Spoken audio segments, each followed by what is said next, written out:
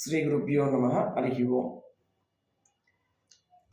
2024 సంవత్సరంలో డిసెంబర్ మాసంలో మన ఆక్స్ఫర్డ్ డిక్షనరీలో కొత్తగా వర్డ్ ఎంటర్ అయింది అని చెప్పి చాలామంది పెద్దలు చెప్తున్నారు. మనం గూగుల్లో సెర్చ్ చేసినా కూడా వెతికినప్పుడు ఒక పదం గురించి ఎక్కువగా వెతకడం జరిగింది. దాని పేరే బ్రెయిన్ రాట్. సో ఇది ఇప్పుడు కొత్తగా వచ్చిందా, ఒకప్పుడు ఎప్పటి నుంచో ఉందా అనే విషయం మీదుగా చర్చ జరిగింది. ఈ బ్రెయిన్ రాట్ అనేది ఇంతకుముందు ఎప్పటి నుంచో ఉంది, కాకపోతే ఇప్పుడు దాని ప్రస్తావన పెరిగిపోతుంది. కారణం ఏమి అంటే అది విజృంభిస్తోంది. కాబట్టి అది ఎందుకు విజృంభిస్తోంది, దాని ప్రభావం ఏమి, దాని విషయాలు ఏమి అంటే మనం దాని గురించి కొంత తెలుసుకుందాం. బ్రెయిన్ రాట్ అంటే cognitive capacity of the brain reducing, ఆలోచన శక్తి తగ్గిపోవడం,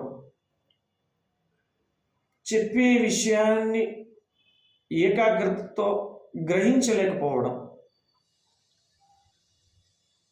మంచి విషయాన్ని అంత తొందరగా స్వీకరించలేకపోవడం, ఇవన్నీ బ్రెయిన్ రాట్ కిందకి వస్తాయి. ఈ బ్రెయిన్ రాట్ ఎక్కువగా దేని వల్ల వస్తుంది అంటే, ఈ ఆర్టిఫిషియల్ ఇంటెలిజెన్స్ బాగా అభివృద్ధి చెందుతున్న ఈ సందర్భంలో ఫోన్ని ఎక్కువగా ఉపయోగించుకోవడం వల్ల వస్తుంది. అందులో సందేహమే లేదు. ఎందుకంటే ఒకప్పుడు ఒక వ్యక్తికి ఏదైనా సమస్య వస్తే తను ఒంటరిగా కూర్చొని ఆలోచించేవాడు మొదట. తర్వాత ఇంట్లోని కుటుంబ సభ్యులతో చర్చించుకునేవాడు, లేదా బంధుమిత్రులతోనో తనకు ఆప్తులతో ఎవరైతే ఉన్నారో వాళ్ళతో చెప్పుకొని పరిష్కారం కోసం వెతికేవాడు. సమస్య వచ్చినప్పుడు, అది తను తీర్చుకోలేనప్పుడు. ఇప్పుడు ఏం చేస్తున్నాడు, సమస్య ఎంత చిన్నదైనా ఎంత పెద్దదైనా ఫోన్ తీసుకుంటున్నాడు, ఓపెన్ చేస్తున్నాడు, సెర్చ్ చేస్తున్నాడు. విషాదం కలిగిందనుకోండి మనసుకి, మొబైల్ ఓపెన్ చేస్తాడు, అందులో సెర్చ్ చేస్తాడు ఏదో ఒకటి. ఎక్కువ ఆనందం కలిగిందనుకోండి, అప్పుడు కూడా అదే పని చేస్తాడు. అటు ఇటు కాకుండా మధ్యస్థంగా ఉన్నాడు అనుకోండి, ఫర్ ఎగ్జాంపుల్ స్థితప్రజ్ఞుడిలా ఉన్నాడు అనుకోండి, అప్పుడు కూడా మొబైల్ ఫోన్ ఓపెన్ చేసి ఏం జరుగుతోంది అని ఆ రీల్స్ చూడడమా లేకపోతే ఇంకోటి చూడడమా అదే చేస్తున్నాడు. అంటే ఏమవుతుంది, డిపెండెన్సీ అనేది పెరుగుతోంది. స్వతహాగా ఆలోచించే శక్తిని తనే కోల్పోతున్నాడు. ఇతరుల యొక్క ఎవరో ఆలోచించి చేసి పెట్టి అందులో నిక్షిప్తం చేసిన విషయాల మీద దృష్టి పెడుతున్నాడు తప్ప స్వయం కృషి మీద ఆయన దృష్టి పెట్టడం లేదు. ఇది అత్యంత పెద్ద లోపం. దీని ఫలితాలు ఎలా ఉంటున్నాయి ఇప్పుడే మనం బాగా గమనిస్తే, హైపర్ సెన్సిటివ్ అంటే అతి సున్నితత్వ మనస్తత్వం పెరుగుతుంది. 2, లేజినెస్ అంటే విపరీతమైన బద్ధకం పెరిగిపోతుంది. 3, ప్రొకాస్టినేషన్ అంటాం ఇంగ్లీష్, తెలుగులో వాయిదాల మనస్తత్వం కూడా పెరిగిపోతుంది. ఒకప్పుడు శాస్త్రంలో చెప్పారు ఏమని, చెడును వాయిదా వేయి, మంచిని త్వరగా చేయండి. ఇప్పుడు ఏం జరుగుతుంది, మంచిని తర్వాత చేయొచ్చులే అని చెప్పి చెడు మీద ఎక్కువ దృష్టి తెలుస్తున్నా కూడా అదే చేస్తున్నాడు. సో అది అంత మంచి విషయం కాదు. దీనివల్ల శారీరకంగా మానసికంగా ఎంతో క్షోభించిపోతున్నాడు. తన మానసిక ఆరోగ్యం కూడా క్షీణించిపోతుంది. పెద్దలు ఏదైనా విషయాన్ని వాళ్ళ మంచి కోసమే కొంత గట్టిగా చెబితే తిరగబడడం జరుగుతోంది, లేదా అలగడం అంటాము అది జరుగుతోంది, లేదా ఇంట్లో నుంచి వెళ్ళిపోవడం ఇలా జరుగుతుంది. ఇవే కాకుండా ఈ మధ్యకాలంలో వీడియో అంటే ఎవరో చెప్తుండగా విన్నా, అది చూశాను వీడియో. జన్మనిచ్చిన తల్లి ఫోన్ చూడడానికి అడ్డుపడుతుందని తల్లిని చంపేసిన ఒక అబ్బాయి.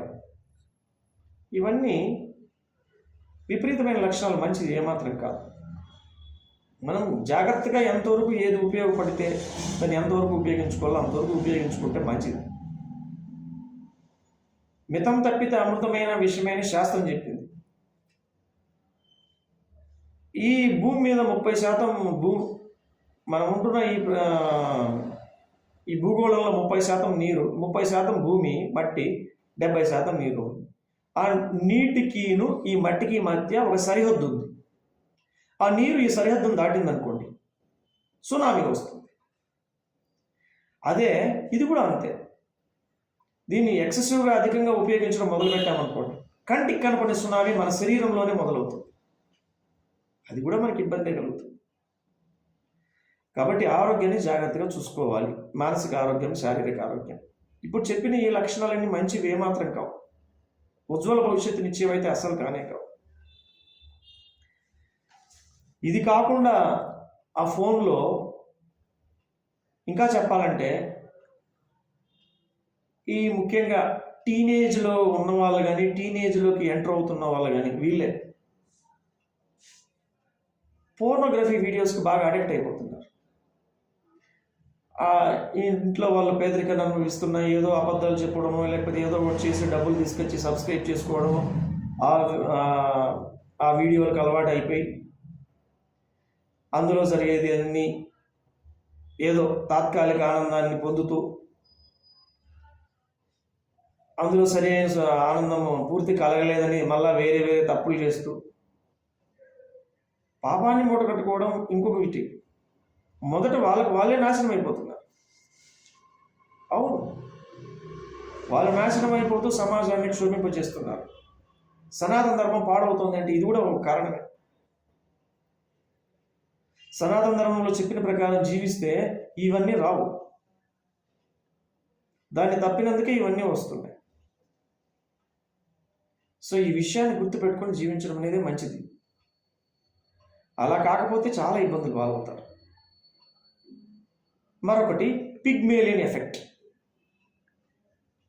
పిగ్మేలియన్ ఎఫెక్ట్ అనేది జార్జ్ బెర్నార్డ్ షా గారు దీన్ని టెక్సాస్లో కనిపెట్టారు అని శాస్త్రవేత్తలు, తర్వాత ఈ మానసిక వైద్య శాస్త్రం ఇవన్నీ చెప్తాయి. సంతోషం, కాదని లేదు. అంతకు పూర్వమే ఎప్పుడో కృతయుగంలోనే పరశురాముని తండ్రిని జమదగ్ని మహర్షి విషయాన్ని తెలియజేశారు. మనం జాగ్రత్తగా పరిశీలన చేసుకుంటే అర్థమవుతుంది. ఇక్కడ విషయం ఏమి అంటే, మంచి coat colourful dress, modern dress వేసుకొని ఒక వ్యక్తి చెప్పాడు అనుకోండి, వాళ్ళు వింటారు. అదే పంచి కట్టుకొని కాస్త సనాతన ధర్మంలో ఉండే వాళ్ళు ఏదైనా చెప్పారనుకోండి, దాన్ని పెద్దగా స్వీకరించారు. మనుషుల్లో ఉన్న అతి పెద్ద లోపం అది. ఎప్పుడో ఆయన చెప్పాడు అని అనరు. మనం పుస్తకాలు కానీ ఎక్కడ కానీ గూగుల్లోకి వెళ్ళినా ఎవరిని అడిగినా జార్జ్ బెర్నార్డ్ షా చెప్పినట్లే ఉంటుంది. సరే, ఎవరు చెప్పినా విషయం తెలుసుకోవడం ఇంపార్టెంట్. ఈ పిగ్మేలియన్ ఎఫెక్ట్ వల్ల ఏమవుతుంది, డిస్సాటిస్ఫాక్షన్ అనేది పెరుగుతుంది. అంటే సంతృప్తి లేకపోవడం, సంతృప్తి అనే విషయాన్ని మర్చిపోతున్నాడు. సంతృప్తిని మర్చిపోయి ఇంకా ఏదో ఆనందం కలుగుతుంది, ఇంకా ఏదో దొరుకుతుంది అనుకుని పోతూ ఉన్నాడు, ప్రయాణం చేస్తూ ఉన్నాడు. వయసు పెరిగిపోతుంది అనే విషయాన్ని మర్చిపోతున్నాడు. చేయాల్సిన తప్పులన్నీ చేస్తూనే ఉన్నాడు. కొనసాగించాల్సిన ప్రయాణం కొనసాగుతూనే ఉంది.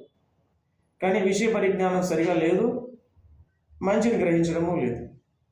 ఏదో మంచి జరుగుతుంది, ఇంకా ఇంకొంత ముందుకెళ్తే ఇంకా జరుగుతుంది.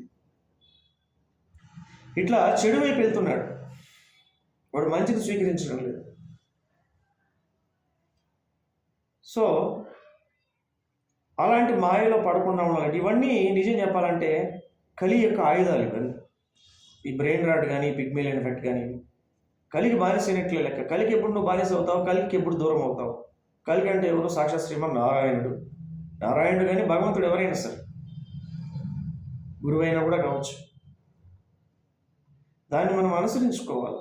వాళ్ళు చెప్పిన జ్ఞానాన్ని స్వీకరించాలి. ఈ డిపెండెన్సీ, డిస్సాటిస్ఫాక్షన్, ఈ రెండు లక్షణాలు మనిషిని నాశనం చేస్తున్నాయి. సో దీన్ని గుర్తుపెట్టుకుని మనుషులు జీవించాలి. లేకపోతే చాలా ఇబ్బందులు పాలవుతారు. ఈ విషయాన్ని మనుషులందరూ గ్రహిస్తారని నేను ఆశిస్తాను. హరి ఓం తత్సత్.